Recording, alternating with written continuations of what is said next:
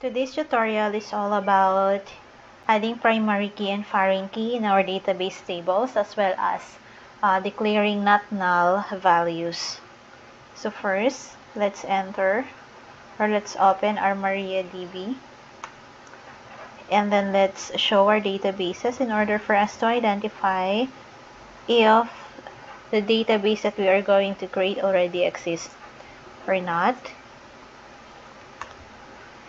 The name of the database that we are going to create is the student records, and we will be creating 3 tables, namely student profile, student course, and student grades.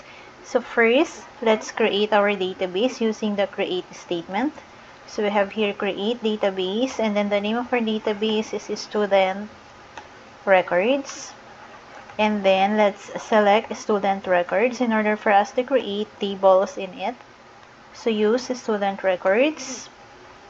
Then let's proceed in creating our first table, which is the student profile table. So we have the statement create table, and then the name of the table is student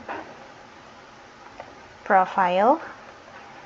And then we will be having the different field names. So say for example, our first field name is ID number. So we'll declare it as integer, followed by the first name. Declare it as varchar. Say for example, it will accept 30 characters. And then we have the middle initial,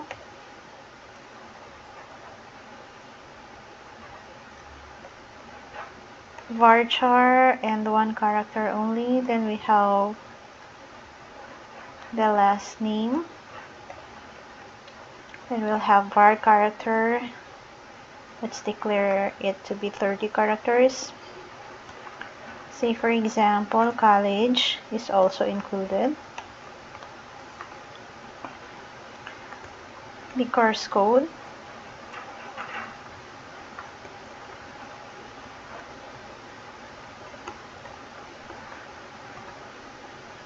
And then we will set the ID number as our primary key.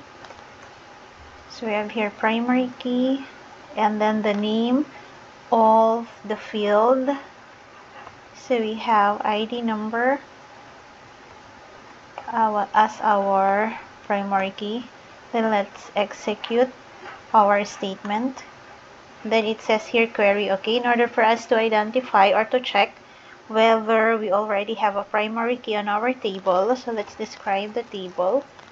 So we have describe student profile, and then we have noticed here in the structure of the table, so we have the ID number, which is integer, and then the null values, it says to no, or it was set to no, and then we have here the PRI, stands for the primary key. So we have already created our primary key on our first table.